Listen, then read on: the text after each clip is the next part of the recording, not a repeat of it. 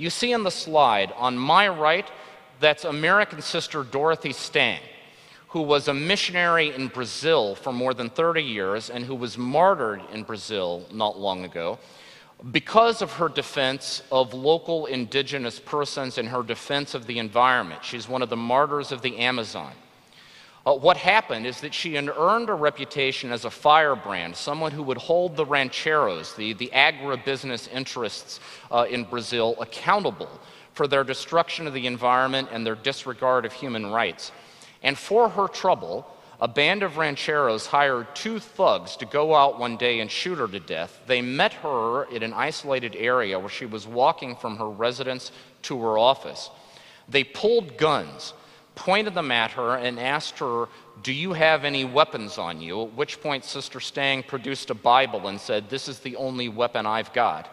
And she was shot to death holding that Bible in her hand. And we know that from the testimony of the 2 gunmen who were later arrested and confessed to what had happened.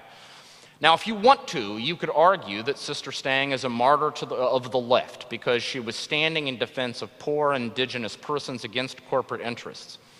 On the other side of the slide is Bishop Han Dingzhang, who was a bishop who died in a Chinese prison in 2009. He was a bishop from the underground church, the Church of the Catacombs in China, who stood up against the communist authorities of his country for his trouble, was imprisoned, left there to rot for almost 15 years, and finally died from a set of untreated illnesses that his jailer simply disregarded.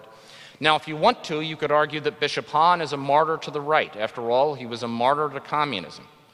So the first threshold point is that both the left and the right has an ever-expanding number of martyrs they ought to be concerned about. But even more fundamentally than that, ladies and gentlemen, I would submit to you that it is almost an ideological sickness to regard this global war on Christians as a political question, because it is not.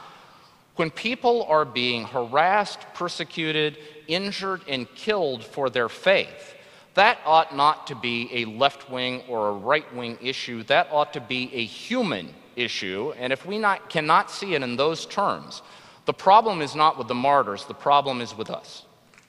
Okay?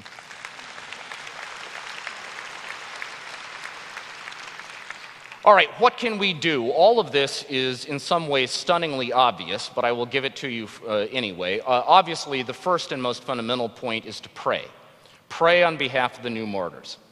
Second, we need to learn to think globally about our church. If there is an Achilles heel of American Catholicism that cuts straight across all of the traditional party lines, from the far left to the far right, is that quite often our imagination about the church ends at the water's edge.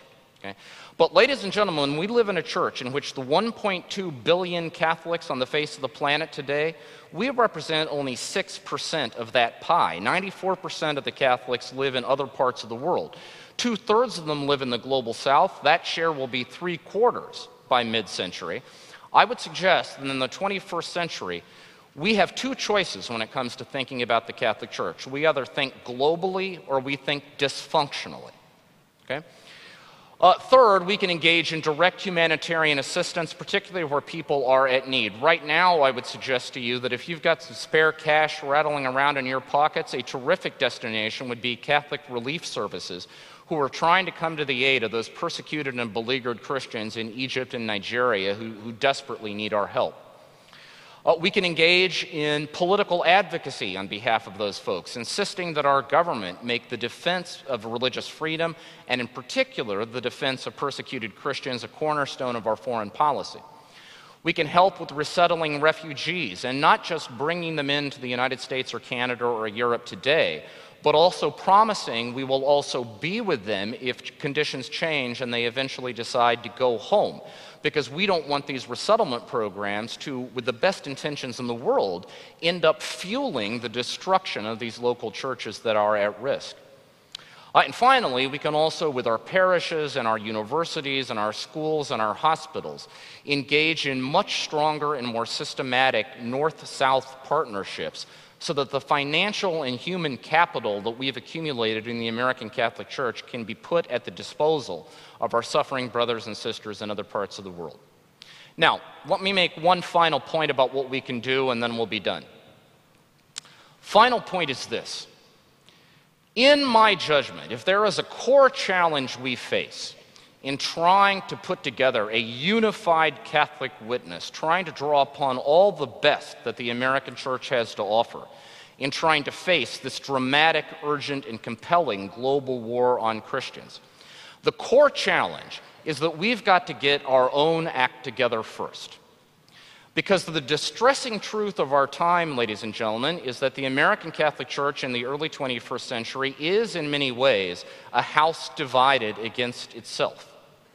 Now, we often talk about the Catholic Church in the United States as if it's polarized, right? As if everyone is clustered either on the left or the right. I think that's profoundly misleading. I think the more sociologically descriptive term for what we are is tribalized. Because when you look around the Catholic landscape in America, what you see are various tribes. You know, we've got the peace and justice Catholics, and the pro-life Catholics, and the liturgical traditionalist Catholics, and the church reform Catholics, and the neocon Catholics, and the Obama Catholics, and the movements, and on and on. And look, in principle, that diversity is a marvelous thing. It's what makes us a church rather than a sect. But when it becomes dysfunctional is when these different tribes stop communicating with one another and start regarding one another as the ideological and theological enemy. And if we are honest with ourselves, too often that's our situation. If we are going to mount a unified Catholic response to the urgent, compelling, dramatic realities of this global war on Christians, we first have to relearn the fine art of emphasizing those things that unite us more than those things that divide us, because if we don't do that, we won't rise to the occasion of this challenge. We will instead be steamrolled by it. The notion of the church is a community of communities. But in this new world I'm trying to describe, in which 150,000 of our Christian brothers and sisters are being martyred every year, in which Christians are persecuted and harassed in 133 countries on earth, in which 80% of all the acts of religious discrimination on this planet are directed against Christians, the fact that so much of our energy is consumed in these internal conflicts isn't just dysfunctional, and it isn't just ugly, it is scandalous, and it must stop. Okay.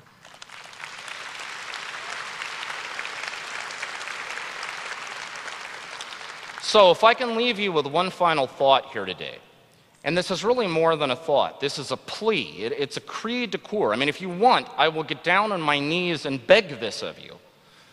It would be to go forth from here today and think of yourselves as the architects and the engineers of new zones of friendship in the church across these tribal lines. Because this is what is so desperately needed. We need spaces, both virtual and physical spaces, in which Catholics from all of these different tribes can come together and rebuild friendships, because the sad truth is that in recent decades we have increasingly become strangers to one another. So in your own parishes, in your schools, in your institutions, in your neighborhoods, do what you can to try to build these zones of friendship. And I would suggest a marvelous point of departure for doing so is to bring people from the different tribes together to have the very conversation we have had today. Because if there is a single issue on the Christian landscape in our time that ought to touch the hearts and stir the souls of Catholics no matter what tribe they inhabit, surely it ought to be the harrowing realities of the global war on Christians.